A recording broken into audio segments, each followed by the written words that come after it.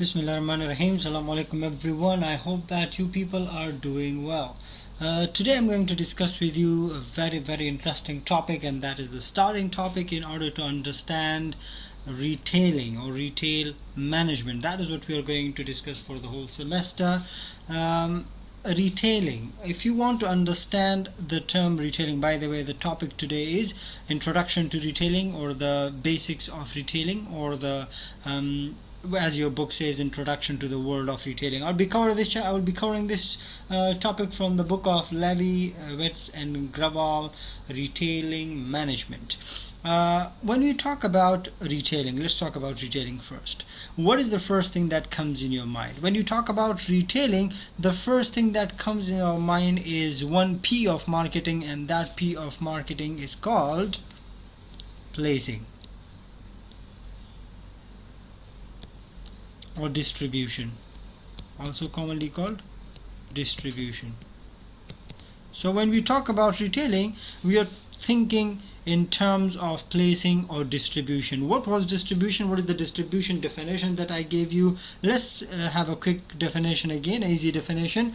Distribution or placing, which is one of the P's of marketing, is when the product moves from the place of production to the place of consumption.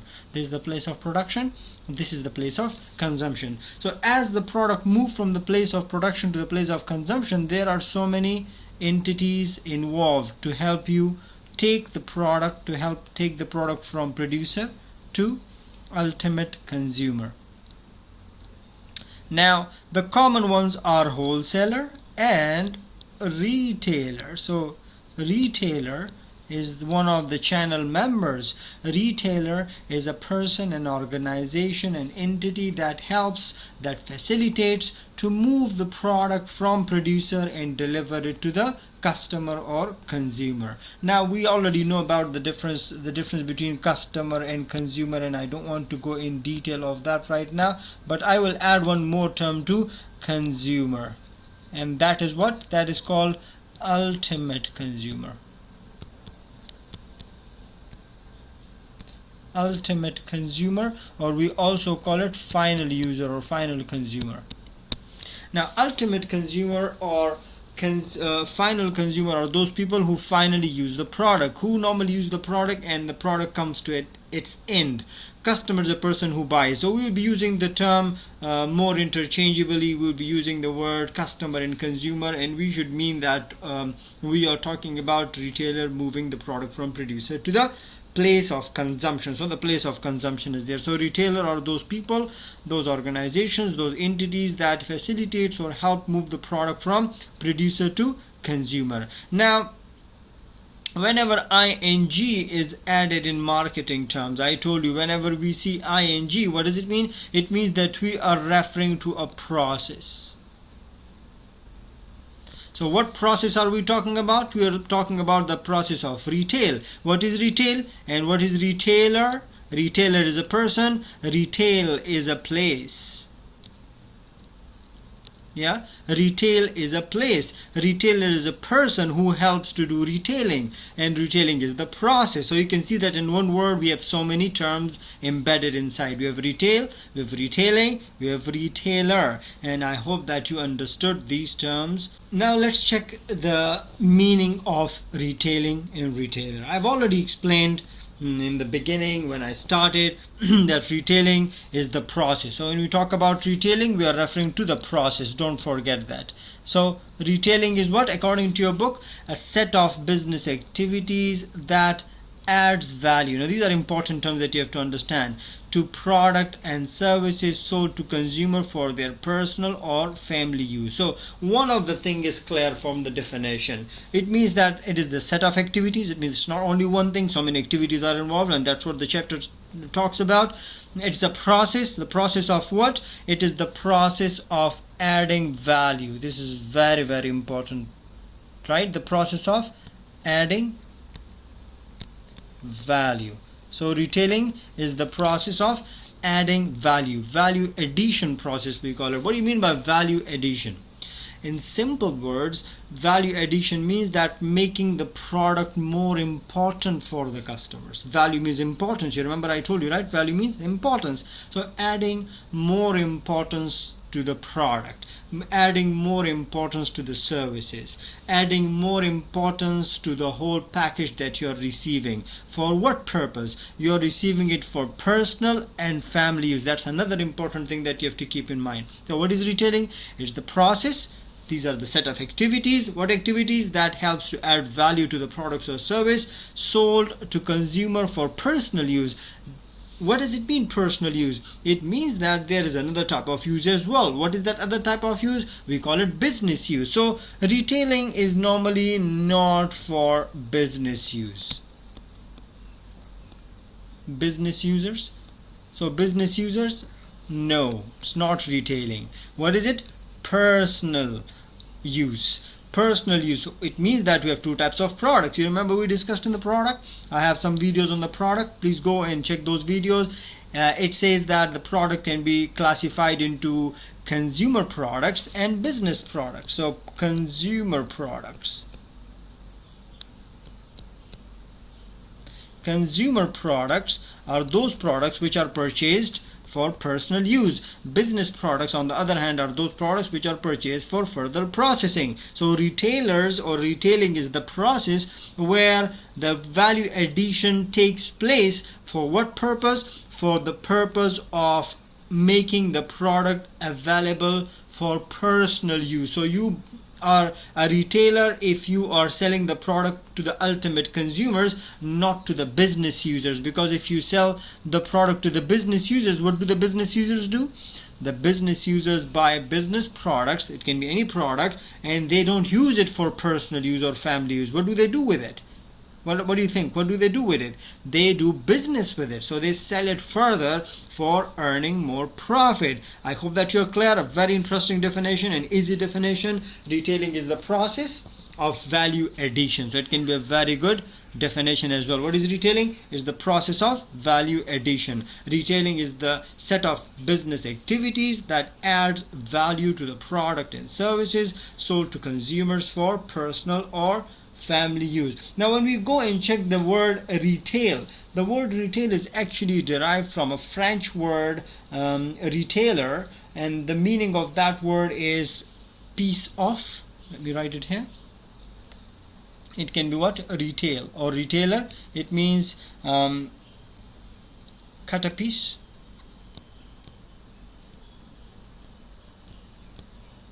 cut a piece, or break bulk.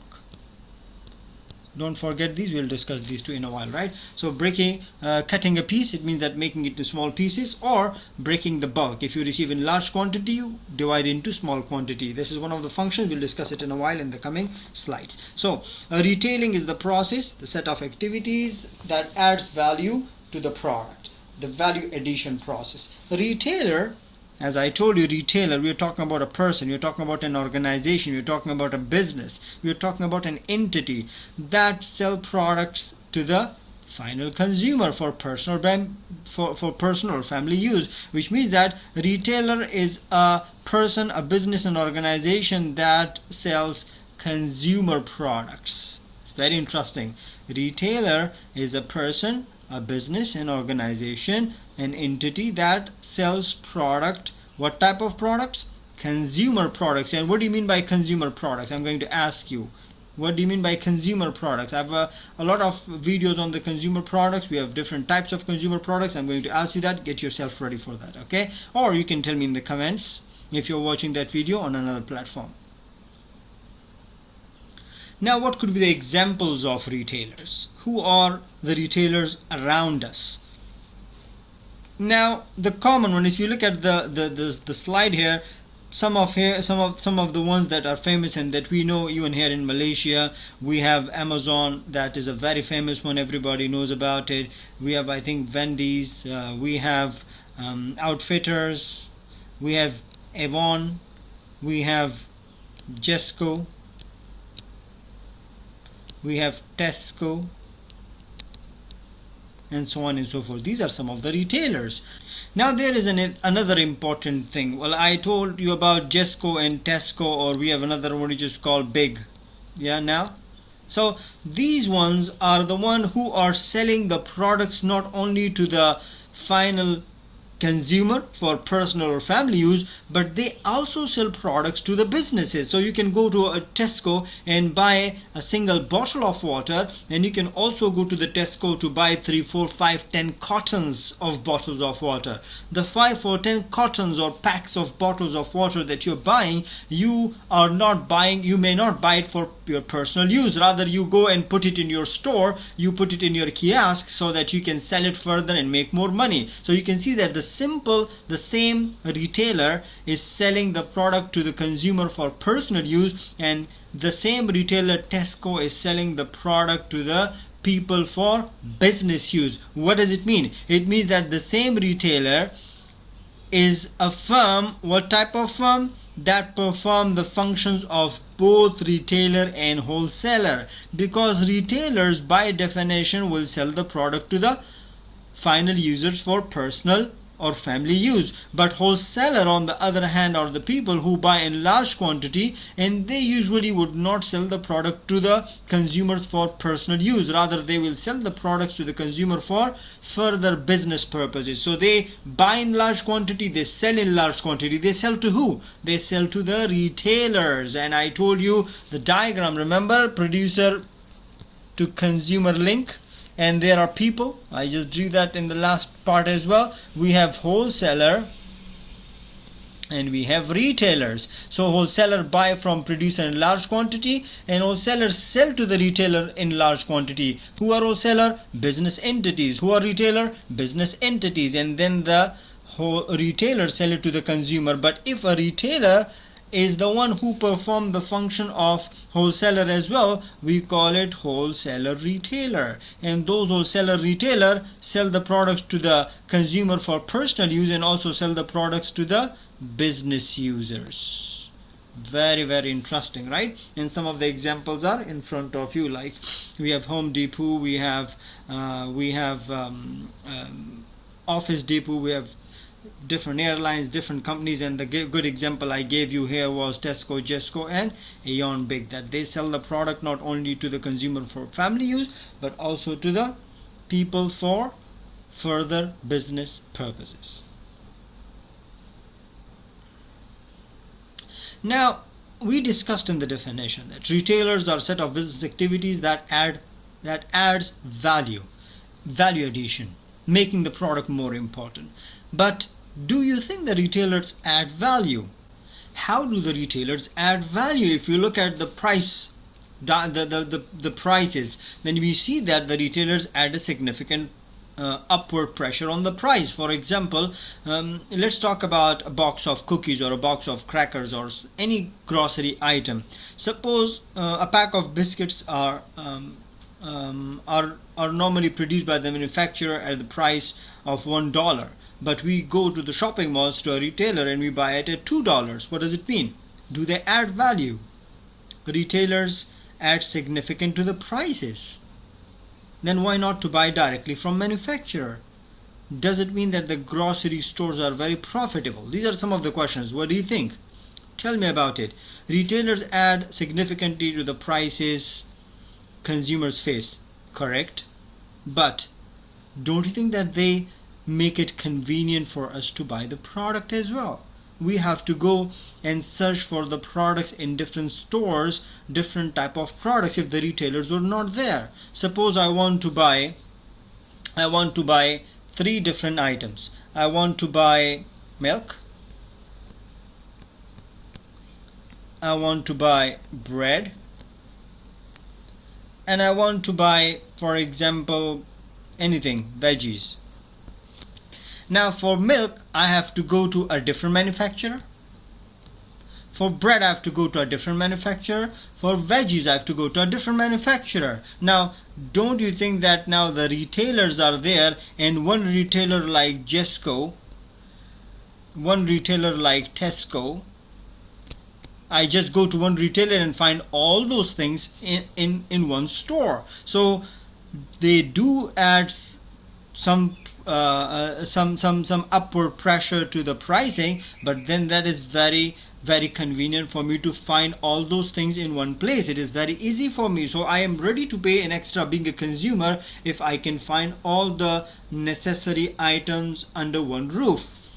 Then this is the answer to the same question: why not to buy directly from the manufacturer, from the producer? Well, technically it does not make sense. Technically it is not easy. It is not easy for everyone to buy directly from the manufacturer all types of products that we use daily.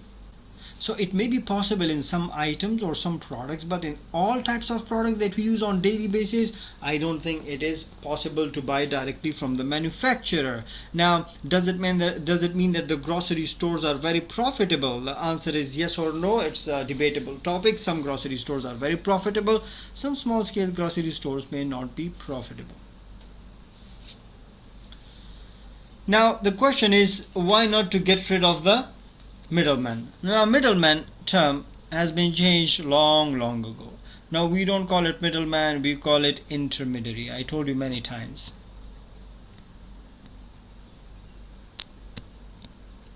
Intermediary are those people who are in the middle. Yeah, for example, we have someone here which is called producer or manufacturer. Yeah, it's the same. Then we have wholesaler or distributor. Then we have someone retailer or wholesaler, and then retailer or wholesaler give the product to the consumer. So the producer or manufacturer produce a product at 85 cents.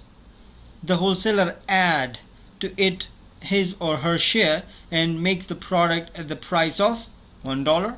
Then forwarding it to the retailer adds his or her share. Eventually the product that the consumers pay for is for $2. So the product was originally 85 cents, but we got it for how much?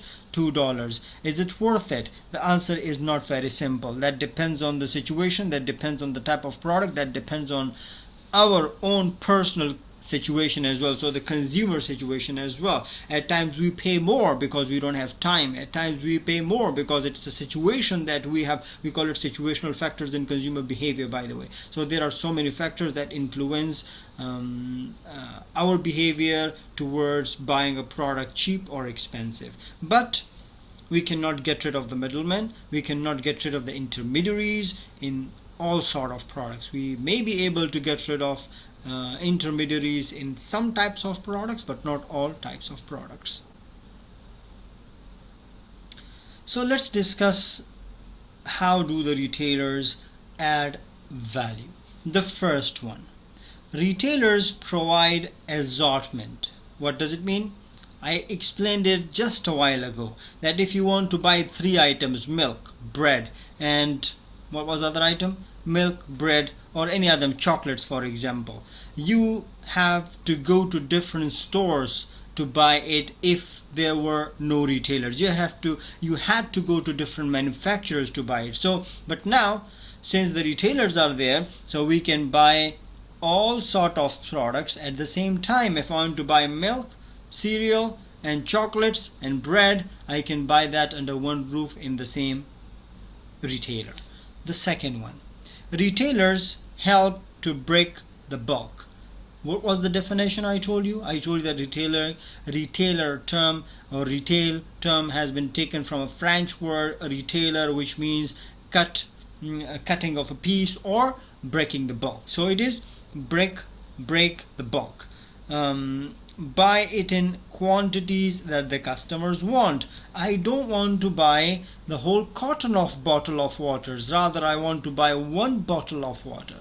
Can I go to the manufacturer and ask him that I want to buy one bottle of water for 1 ringgit? Probably the manufacturer will get annoyed. Probably the manufacturer will tell me, seriously, you came all the way to my factory, to my place to buy one bottle of water? Well, but we can do that very easily when we go to a retailer, when we go to 7-Eleven, when we go to 99 Speed Mart, when we go to the Time News or any retailer outside. We can just go and buy the product, because that is the main function of the retailer, that the retailer buy in large quantity and break that large quantity into an acceptable, reasonable quantities that the customers want. Retailers hold inventory. What do you mean by retailers hold inventory? There are times when the products are no more manufactured. There are times when the factories are closed. A very good relevant example at present time, that we know that due to the COVID-19, a lot of factories were closed temporarily, but the products were still available. And who had the product? The retailer had the products. A lot of the industries, a lot of the factories stopped working, but was it easy, or is it easy for us to find those products where the factories are not working? Yes. Where?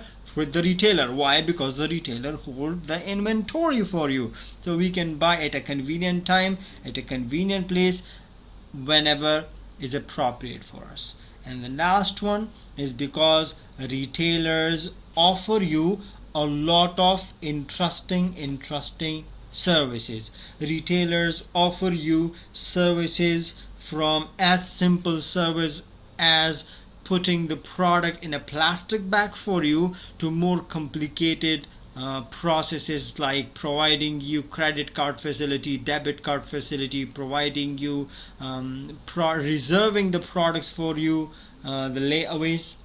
The process of layaway, for example, you reserve a product, you call a retailer. I did that myself. I remember I called one retailer, a smartphone retailer. A phone was launched, but I was busy, so I called the retailer. I told him that I'll be able to come in the evening to get the product from you. Could you please reserve it for me, and not to sell it out to anybody else?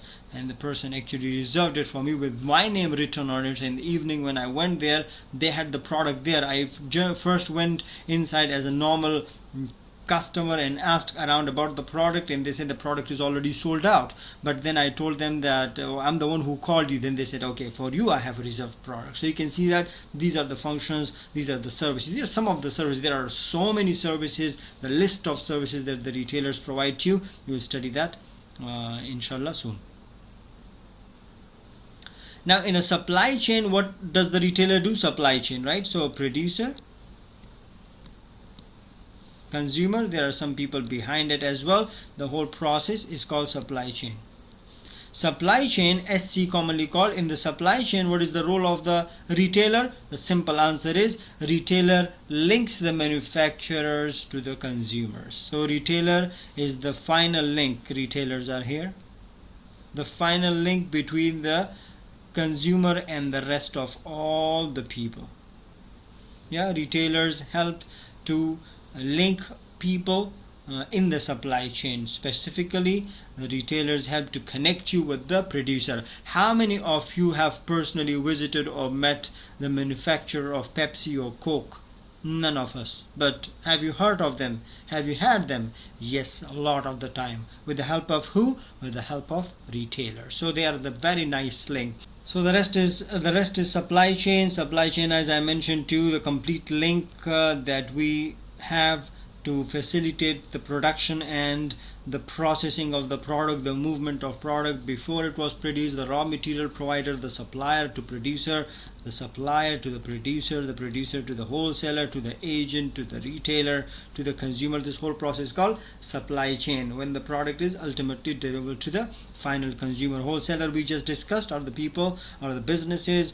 Normally they buy and store merchandises or products in large quantity, right? A very interesting and important topic. We call it integration. Now the topic is integration. You can see that we have integration here. Now before I explain the topic here, on this slide I want you to understand integration broadly first. Integration means coordination, combination, mix. Integration means coordination, cooperation, just common terms, or mixing. Working together is called integration. Now we have two types of integration when we talk about the whole production and consumption process. We have this one and we have this one. Now This one is already explained here in your book. We call it vertical, as you can see it here. What happened there? Vertical, it's here. But this one is called horizontal.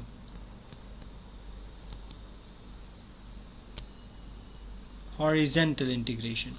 Let's first discuss the horizontal integration. Horizontal integration is the coordination or the merger or the mixing, or the merger is a very technical term that I used here. Let's not use that word right now. So the cooperation of two or more than two channel members of the same level. Channel members of the same level. So suppose producers and producers combine together. Retailers and retailers combine together. It's called horizontal integration. Wholesaler and wholesaler combine together. For example, retailer and retailer, Tesco and Jesco combine together or merge together or join together in order to facilitate the process. It's called horizontal integration. Vertical integration, on the other hand, is when two members of the supply chain group together, combine together, but both of them are at a different level. For example, producer is at a different level, wholesaler is at a different level, and retailer is at a different level. When the producer and retailers merge, join, or combine, we call it vertical integration. It can be two types. We call it upward, the backward. In some books is also called upward. And then we have forward. In some books it's also called downward.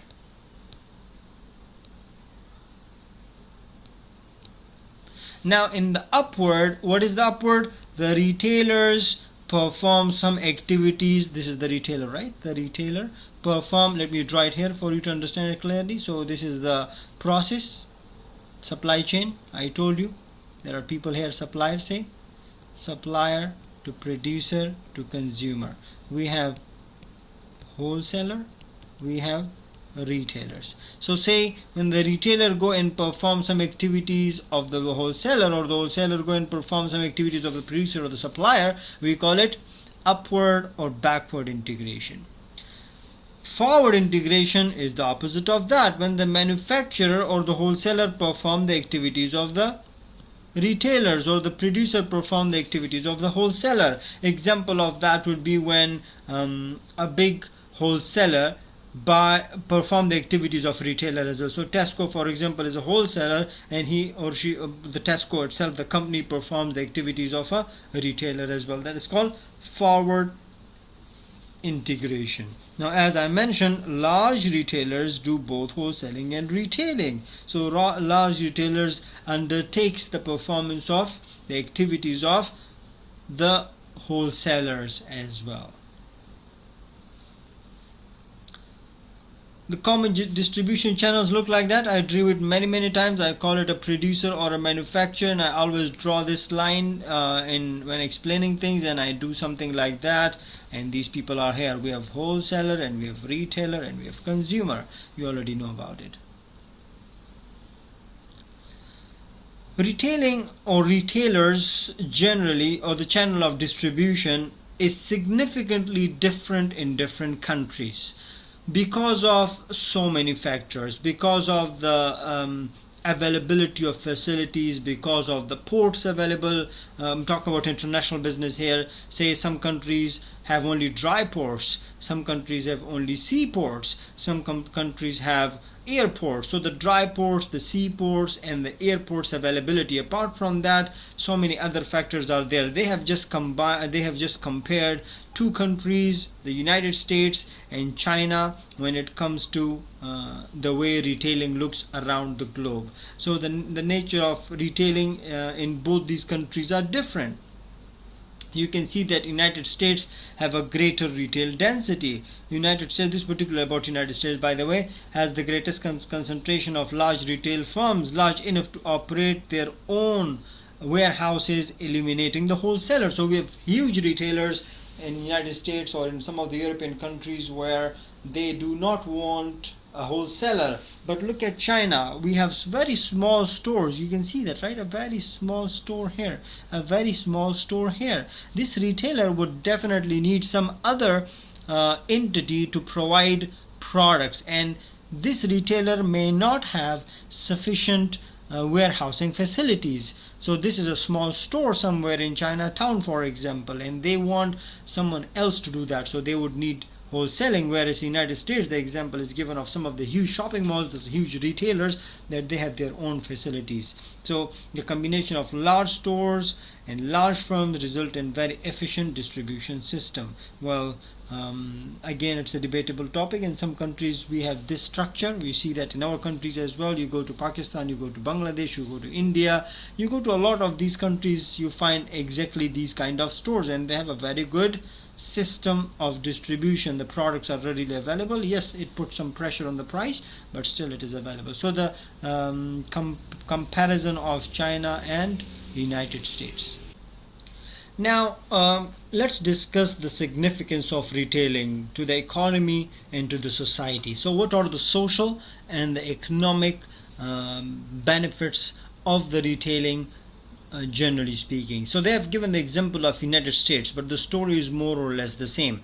When it comes to economic and societal benefit, we are looking at how much jobs it can provide, first thing, and how much money it can generate. So when we talk about money, the example of United States are here that it contribute to the total, it contribute to the United States GDP. How much? More than 8% comes from the retailing, around 4.3 trillion of annual sales, and this is the story of 2011, a very old story. So you can go and check the recent story. You see that it's a multi-trillion dollar activity going on in the countries around the globe. $1 billion activities going on in the countries around the globe, both brick and mortar physical stores and virtual stores.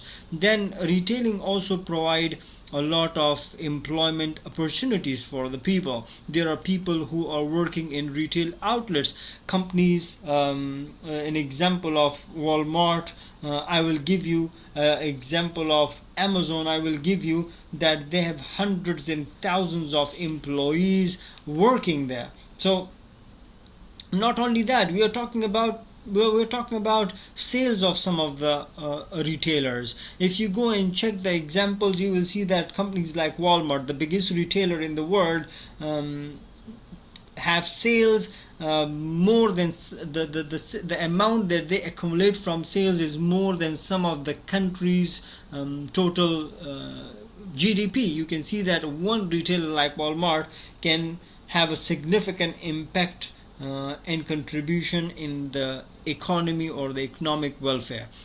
Similarly, the employment providing, a lot of companies, a lot of jobs are created in the retailing. In fact, according to research, fresh graduates, especially business graduates, one of their first jobs are in retailing. So those of you who are doing business, you should be mentally prepared to start a job in retailing. Some of you will be working in retailing, and some of you will have your own retail store, virtual or physical. Then corporate social responsibility or social responsibility and global player. Let's discuss them. We are talking about social responsibility. What do you mean by social responsibility? What are the benefits from your retail to the society? Apart from the normal benefits that we just discussed, the value addition, there are so many other benefits that the retailing can contribute. Well, when you look at some of these big retailers, what do? They contribute a lot to the society. For example, some of these retailers have active donation programs. Some of these retailers have active schools. Some of these retailers arrange different campaigns for the purpose of social awareness. For example, for no smoking campaigns are arranged by a lot of retailers. Campaigns against cancer are arranged by many retailers. Campaign related to sustainability or being green are arranged by many retailers, and this is what we call it social responsibility.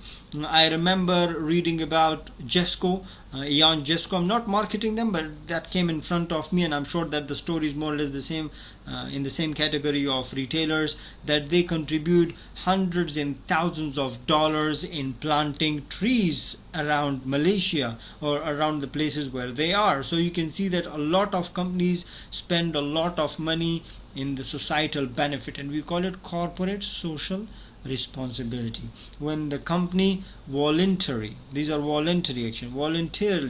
go and address ethical, social and environmental issues, so that they are not only a part of earning profit, they are not only an entity that earn profit, but they also contribute back to the society. The words top retailers, the figure may have changed over the time, but more or less the same. We have Walmart, everybody know, I think it's still the biggest. We have Carrefour, we have Tesco, we know some of these. We have Target, some of very common ones. We have Aeon, we have Best Buy. Some of these are very common, and we have here as well. So these are some of the top retailers in the world. What are the opportunities in retailing? The management opportunities. Do we need managers in retailing? What do you think? Absolutely, we need a wide range of skills. A wide range of skills is written here as well. We need a wide range of skills and interest in the retailing. We need people from all field of expertise. We need finance experts, we need procurement or purchase experts, we need accountants, we need IT experts, we need experts again in the procurement or supply chain, we need marketing managers, designers, product designers. So all these people are these are some of the examples that are required to be in retailing. A lot of my MBA students, they do their internship with retailers. Some of them went to Isetan, some of them went to Jesco, some of them went to Parkson. They do their internship there, and they are from different fields. Some are in marketing, some are in finance, some are in general management, some are in IT, MIS, and all of them go and do their internship or eventually work in retailing. So you can see that there are a lot of opportunities, not only being a business, but as an employee as well. But what about entrepreneurial opportunities? Is it good to start a retail outlet by yourself, either physical we call it brick and mortar, or virtual? Well, it will astonish you when you see that the world's richest people, sorry, let me remove it. I got so excited when I look at the world's richest people.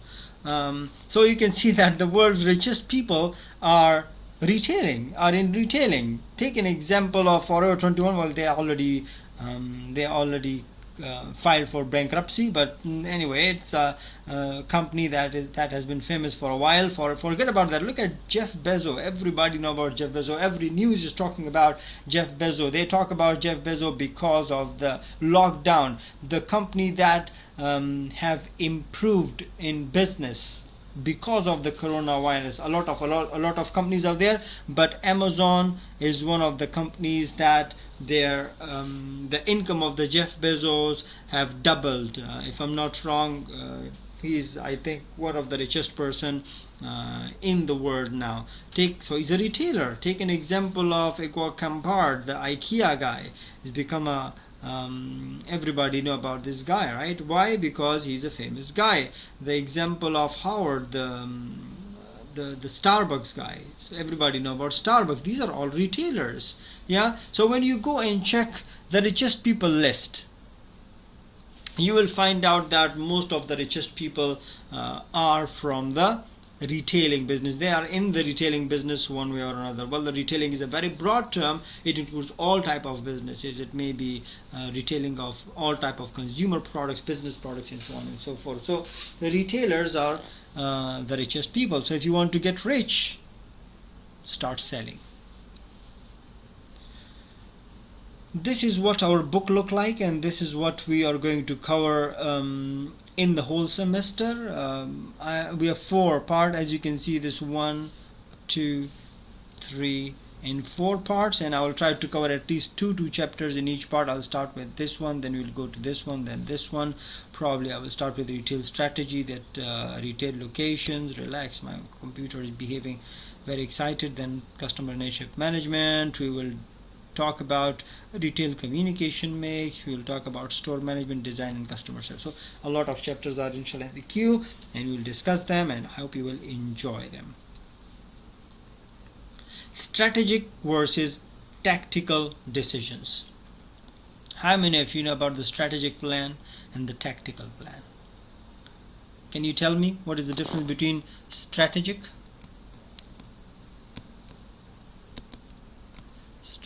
plan versus tactical plan? The rest would be very easy for you to understand. Strategic plan versus tactical plan. Tactical plan are routinely or daily plans, and strategic plans are, in simple words, let me not write daily or routinely, let me write short term. It's a much better word. Short term plans, and these are long term plans. Short term plans and long term plans, very, very important. We in retailing or in organizations, we do both type of plans. We do short term plans, and at the same time we also do long term plans. Short term plans may be daily, weekly, monthly, quarterly, and long term plans are annual plans, are multi annual plans. For example, for many years we make a plan of 5 years, 10 years. These are strategic plans. So we do things right, direction, and doing things right, execution. These two are commonly called, I'll write it here, effectiveness and efficiency.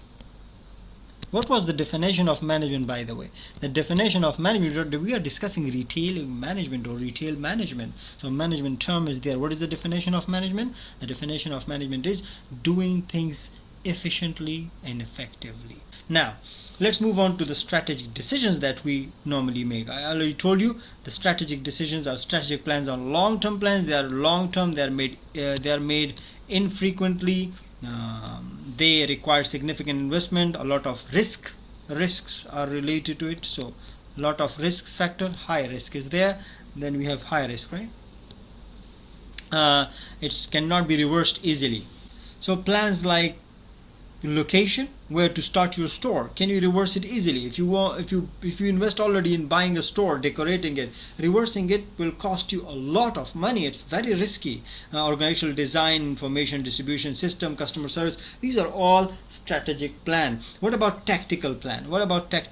I want you to tell me in the comments, or maybe I'm going to ask you in the class. If you have a live session, then we'll discuss about tactical plan. You will tell me what can be included in the tactical plan in a retail outlet. Strategic ones are already there. Now let's discuss a very, very important topic again in this course, in this chapter, in this topic related to introduction in retailing. It is called retail strategy. When you're talking about strategy, it's very, very important, right? So what are the things that you have to keep in mind in the strategy? The first and the most important thing in making a strategy, any type of strategy related to marketing, you have to find out where do you stand in comparison to your competitors. So finding out your competitors, finding out your competition. If you don't know your competitors, you would not be able to prepare yourself against them. So the first thing, they say that if you want to win a war, know your enemies. So if you want to win the competition in the market, if you want to win the market, if you want to win the customers, you have to know about your competitors. What are the types of competitions that we have? Generally, we explain two types of competition. We have intra competition and we have inter competition. Intra competition and inter competition. Now when we talk about intra competition, it is the competition between the same types of retailers. Don't forget that.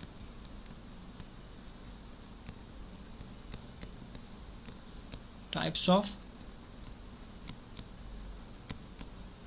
retailers, intra competition. But when we talk about inter competition, now inter competition is the competition among retailers that sells similar products, similar merchandises, but using different retail outlets. So where should I write it? I should write it here, right?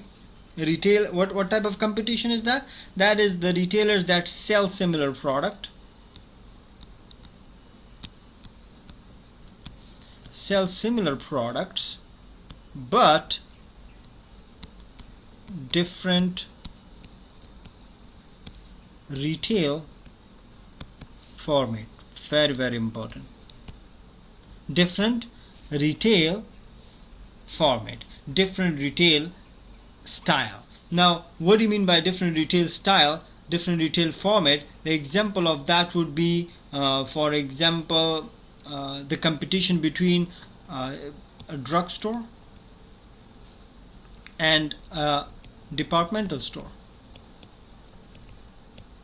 That is called inter competition. Same types of retailer, the competition between Jesco and Tesco. You got it right? So intra competition, same type of stores, same type of retailers. Inter competition, similar, they sell the same products but they have different retail formats. So like 7-Eleven and Tesco sells more or less the same products but that are in different levels. So you see that there are different competition. Another important term here on this slide, as you can see, is called scrambled merchandising. It's again a very important topic. Scrambled merchandising is when a retailer offers merchandises which are not related to the type of store that they have. Rather, it is related to some other type. For example, I'm repeating, what is scrambled merchandising? When a retailer sells a product that are not made for the type of retailer they are. For example, when you find dresses in a drugstore, you understand that, right? Dresses in a drugstore, what should you expect in a drugstore? You should expect medicine in a drugstore or pharmacies, but you find, for example, other things. You find shoes there. Well, that is very highly unlikely, but just for the sake of example, we call it scrambled merchandising, where your main store is something else but you are selling something else as well. It does not mean that, of course, it's a pharmacy like Watson or Guardian. When you go inside there, you will definitely expect medicine there. It's not like when you go to Guardian or Watson or Wellness or Caring, which we have here, you will only find shoes there. But their main objective is to sell the products. What type of products? Medicine products. The next important thing in the retail strategy is to identify your customers. We know about your competitors. Very good. We are ready to compete with them. Now the next thing is to find out your customers. Read about or go and watch my videos on segmentation. You are finding out the appropriate segment, finding out which markets to target, or what are our target markets, what are our target consumers is very, very important. What do you see in the what do you see in the picture here, right? You see that a company is targeting kids. Take an example of McDonald's. How many of you have heard of McDonald's Happy Meal? What is Happy Meal about? Happy Meal is about targeting kids. So why did they do that? They identified a good segment there and they found out that they can tap into this market. Well, if you give option to my kid to choose from between KFC, Burger Kings and McDonald's, without a doubt he will go for McDonald's. Why? Because they have Happy Meal. So you can see that this is what we call nice, good retail strategy. The factor, identifying customers. The next important thing in retail strategy that you should focus on is now we already know about our competitors, we know about our target market, that's also done. Now we have to find out something which is called product mix. Product mix. So find out what product will you offer, and in which design you will offer to them, what variations will you offer in your product categories, how many categories of product will you offer, and something that we already discussed in the basic marketing. If you don't remember, go back to my videos and search and learn more about product line and product mix, right?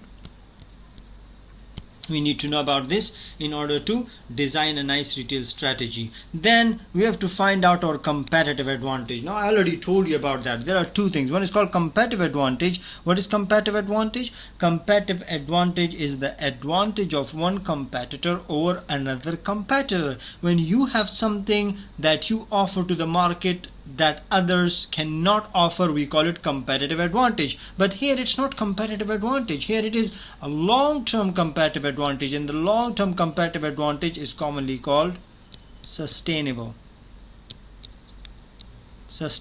competitive advantage. So when we talk about sustainable competitive advantage, we are talking about long-term competitive advantage. It can be sustained, it can be maintained. And what are included in the sustainable competitive advantage? We'll discuss that in another chapter. In fact, we have 3 to 4 chapters on sustainable competitive advantage.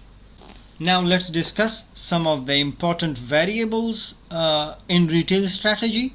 In any order, we can start from anywhere, but let's start from the most important one. The most important on top of the list is your location. So you have to decide where to start your store. It's very, very important. A lot of the times your whole strategy is very good, your selection of products are good, your pricing is good, your promotion is done amazing, but then you select a location which is not a perfect location for your store. So if you are selling a product, it should be designed based on the store, the location as well. In certain location, only certain products or certain retailers can click. In other locations, different type of retailers can click. I'll give an example. If you want to sell, for example, fresh veggies and fresh meat, you cannot open a stall in the middle of KLCC, because that's not the right location for it. You have to go somewhere to a pasar, you have to go to somewhere in a choket area or in an open day or night market area, rather than going to a shopping mall to open in the middle of a shopping mall. So you can see that location plays an important role in order to make your retail outlet work. Then selection of the merchandise. We call it merchandise assortment. What do you mean by merchandise assortment?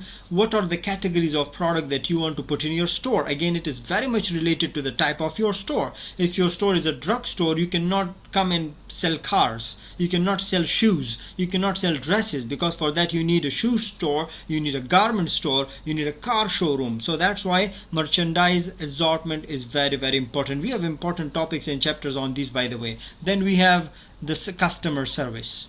The customer service normally plays an important role in terms of building strong and long-term relationship with the customer. So if you do not have a good customer service, even though you're selling good products, even though your locations are good, but the chances are that the customers would not be happy. If you want to keep the customers happy, you have to reply to their questions, you have to answer their queries, you have to be ready to provide them services that they are looking for. Then related to location is something which is called store design and display. Based on the location where you start your store, you have to design your store the same way. If you open a store near Pavilion area or in KLCC, you see that all the stores look more or less the same. They are decorated in a very expensive posh method, but when we go and check stores in other locations, the displays are aligned to other locations as well. So your store design and display plays an important role to register you in a particular area, plus to attract the customers. Then your communication mix. I've recently prepared a subject on that. I prepared a course on that. Please refer to that course. It is IMC, or marketing communication. IMC, or marketing communication. What is integrated marketing communication? Designing a mix of communication methods in order to promote your retail outlet to the customers. Then the pricing. A lot of people will come to your store based on your pricing. We know that here we have something which is called DIY, Mr. DIY. A lot of people go there because the products are comparatively cheap. We have something here, we call it Kaison. We have Daiso, Japanese store, where a lot of people go there because the products are cheap. Why? Because the pricing plays an important role to attract the customer. So this is in a nutshell how a retail strategy should look like, and what are the things that should be included in a retail strategy, and you should put a lot of emphasis on that, and I think we have chapters on all of them that we'll cover inshallah. Now when it comes to retailing, some of the ethical situations that a retail manager can confront, and the answers of these questions are not easy because the answer can be yes and no at the same time. That's why we call these dilemmas. Dilemmas are the issues that cannot be easily solved, where we don't have a concrete solution for. For example, should a retailer sell merchandise that they suspect utilize child labor? Now, this is a debatable topic. You cannot simply say no because I don't want to sell products that are made by child labor. Some people say that if in the countries where there are very poor people live below poverty line, a family which have a kid, and that kid is the only source of sustenance and survival and income for that family, don't you think that that kid should be allowed to work in order to earn? Of course, the answer again is not a straightforward answer, and it can be debated because the government have to play a role, the people have to play a role. But the conclusion of the whole story is the answers are not easy, and these are ethical issues. Should it advertise that its prices are the lowest in an area or in the market, even though some items are not? We see that there is a lot of deceptive marketing going on. Deceptive marketing are those practices, in simple words, where the customers are attracted towards your marketing or towards your product, but when they come, they click on it, they see that, oh, the marketing was something else, but there is something else. I see that on daily basis on our Facebook, on our Instagram. We see the advertisements of the retailers that say they put a smartphone for 2 ringgits. You click on it, actually 2 ringgits is only the cover, and that's what is called deception. And should you advertise that way in order to attract customers to a retail outlet? Should you not do that? Of course, the answer is not that easy. A lot of people would directly say no, but when you become a retailer, a lot of the times you're influenced to do these kind of things. Should a buyer accept an expensive gift from a vendor? Very nice. Should you accept gifts? The definition of gifts in different cultures is different. We have to read cultures about it. Should salespeople use high pressure sales? Should salespeople use high pressure sales when they know the product is not the best for the customer needs? Should you use sales promotional techniques in order to sell the products? Buy one, get one free. Buy one, get two free. And you know that the two that they are getting are useless products. Should you do that or should you not do that? The answer is not straightforward. These are ethical issues. Should a retailer give preference to minorities when making a promotion decision? Should you include minorities in your employment, in your everything? That's why a lot of the organizations have included it recently. Should a retailer treat some customers better than other customers? Now, if you ask the marketers will normally say yes, because we have something which is called the customer's pyramid. We have something which is called the customer's pyramid. Some customers are very good on the top of the pyramid, and some customers who are in the bottom of the pyramid are not very profitable. We call it 20 by 80 rule, for example. 80% of the customers are not very profitable, 20% of the customers are very profitable. So don't you think that you should treat the 20% customers properly? The answer is most of the time yes, but it's an ethical issue. What is wrong with the other 80% people? What if they don't have money? What if they are good but they are not in a position to buy, and so on and so forth? So ethical situation that you will face when you become a marketing retail manager. Now, how to answer it? If you are confronted with an ethical decision, what are the things that you have to keep in mind? Very nice 9 questions. I love them. For example, the first one: would I be embarrassed if a customer found out about this situation? See, this is what our religion also says, that this is what the wise people also says, that before doing something, think about the consequence. Think about the outcome. Think about how will you feel if you stand in front of Allah subhanahu wa ta'ala, your Lord, the God, on the day of judgment. Would you be embarrassed?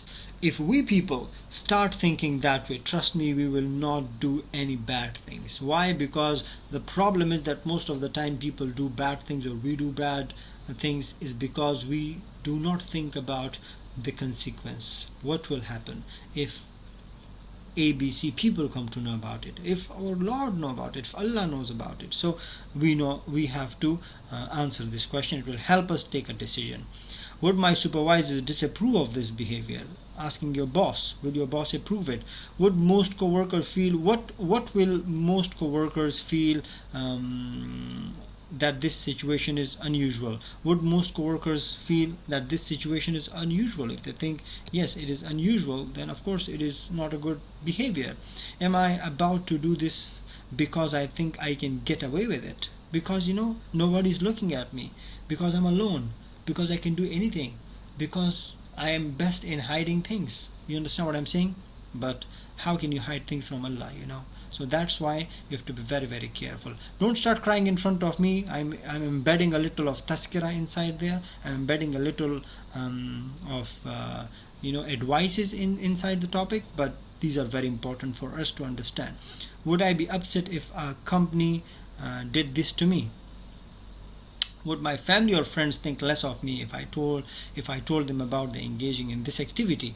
Very nice. Am I concerned about the possible consequences of this behavior? Do I know what will happen if I do this? Most of the time, people do not think about the result. If we people start thinking about the consequence, a lot of the things we are doing, we will not do.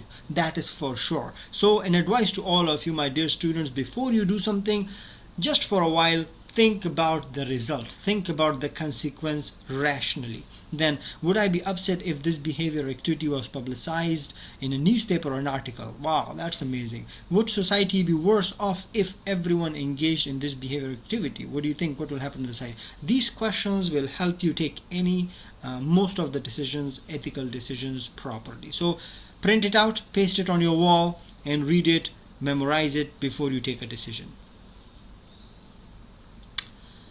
You are faced with an ethical decision, a dilemma. What can you do? Ignore your personal values and do what your company asks you to do? You will probably feel dissatisfied with your job. You will not be happy. Inside your heart, you will be unhappy. You will not be content. Take a stand and tell your employer what you think. Work to change the policies. In a lot of countries we can do that, in a lot of countries we are not allowed to do that. We would be kicked out of our jobs if we start telling people that this is wrong and this is right. And again, it's a debatable issue. Refuse to compromise your principle. You can lose your job if job is more important, but we say that if one door is closed, Allah opens more doors for you. It does not mean that be blunt in your decision, be aggressive in your decision, but of course we have to stand by our principles, ethics, and the goodness, inshallah.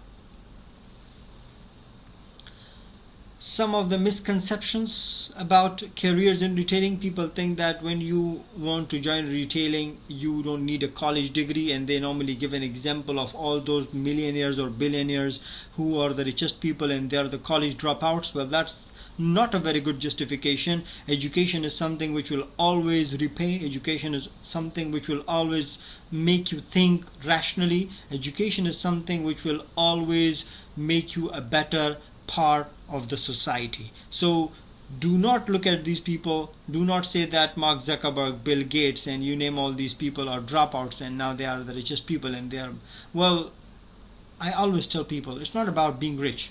Being rich is not bad. Let's pray that all of us get rich, inshallah. But it's about being happy. Having a lot of money, being a millionaire or a billionaire, does not ensure that you will be happy. So target being rich and happiness at the same time. And of course, education opens up your mind. You look at things differently, you look at things more rationally, and you are in a position to contribute back to the society. So definitely complete your college. And retailing requires a good retailing expert degree or certification or expertise in the field. Now, low pay jobs, that's not correct. Retail give you a lot of jobs. Long hours, at times yes, sometimes no. Boring, definitely not. I think retailing is one of the most charming jobs, in a sense that you see new people every day, and you get to meet with new people, new cultures. Dead end job, no. There is always a progress. You start as a normal retail employee, then you go up the ladder, become a vice president of retailing. No benefits, not correct. I'm sure that you're also witness when you go to buy things, even from Jesco and Tesco, that their own employees get a special benefit on the products that they are buying. Everyone is part-time, definitely not. There are people who are working in full-time in retailing. Unstable environment, yes or no? The answer can be yes at times, and no. No opportunity for women and minorities, absolutely wrong, because we know that majority of the retail employees are women, female, and we also see that a lot of retail outlets have started employing minorities and those people even who are special people.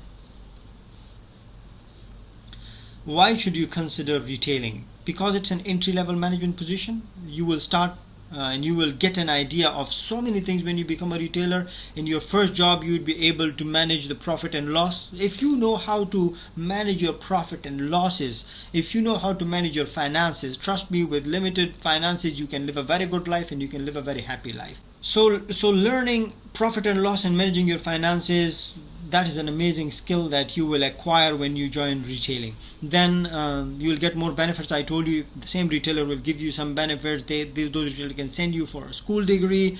As I mentioned, that you see new people every day, so no 2 days are alike. Every day is a thrill, every day is amazing and different. Buying and planning for financial and analytically oriented. You see that you're buying and planning, and you see people buying and selling, and that way you learn this new skill of financial independence. And your management for people. That's a very nice statement. Your management for people. So you're not only managing the products, you're not only managing the office, the outlet, the retail, but you're also confronting people. So you are managing people, you are managing outlets, you are managing finances. It's an amazing opportunity for the fresh people, for the youth like you. So just join if you get an opportunity. With that, we come to an end of our topic. I hope that you enjoyed it. I hope that you like it. So with that, we come to the end of our first important topic in retailing. I hope that you enjoyed this, and I hope that what is going on with the pen, and I hope that you will learn new things. See you in the coming lectures with new topics, with new chapters. Take care. Bye.